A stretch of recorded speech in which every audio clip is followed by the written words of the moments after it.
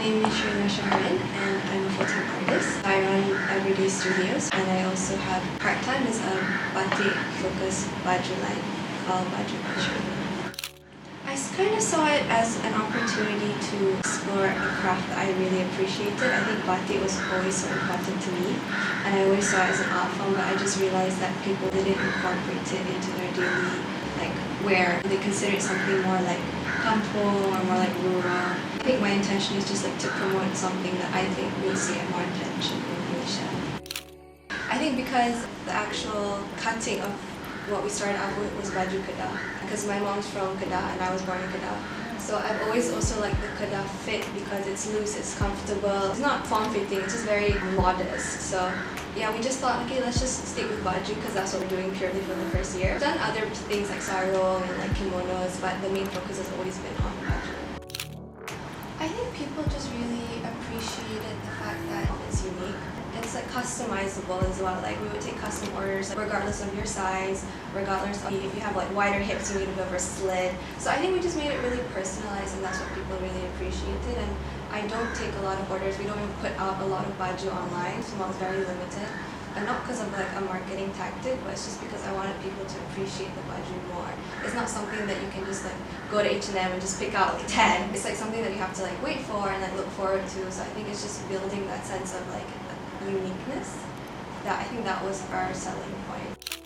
I basically run it by myself. My mom helps me a lot as well. In terms of like photo shoots and stuff, I do a lot of them myself. I edit the photos. If it's not shot by me, it's shot by my friend Amani. She's amazing. My point was to have females shoot all the photo shoots and all the products and everything, and also only shoot Malaysian women and men because it's unisex. Like I don't want like white people. I make Baju not for them, I make Baju for us because I'm trying to promote it amongst my own people. I think just making it very inclusive, like showcasing people's shapes and sizes, different colors, different ages. Like the first one, I got Amani to shoot myself and my mom for the Raya one, which meant a lot to me as well because we both kind of like started together. So I think it's because it's really genuine. I just saw it as an opportunity to just branch into something I've always loved as well.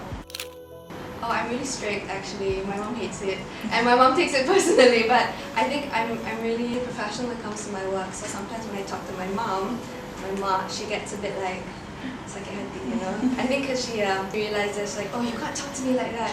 I'm like, no, I'm talking to you as like an employee-employer relationship. But sometimes it's difficult for her to understand, but I think I try to keep as professional as I can. We only have one tailor.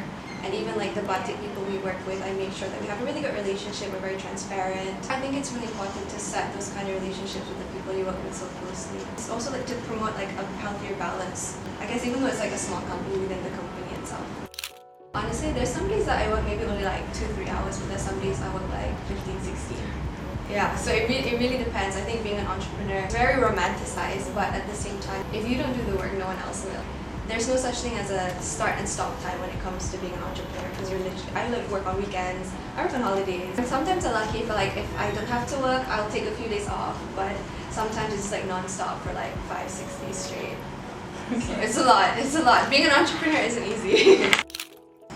I think success to me is knowing that I've done everything in my own power and my own capabilities to make a difference. I think it's never about money, it's never about like becoming famous or anything, because like what I see, especially through the workshops that I conduct, is like how you can really like affect people and inspire people through just like what you do. Like, and for that is like my love of art. So like I have people coming all the way from Sarawak, or like, you know, just for my workshop, and that means so much to me. It's like really humbling, and it just motivates me to continue doing what I'm doing because you realize that you're giving back, and I think that's what makes what I do sustainable for myself. I'm like, I know I'm adding value to the community. I think that's what, for me, that's what success is when you can affect people in a positive way. I think like I would write a book about like women in general.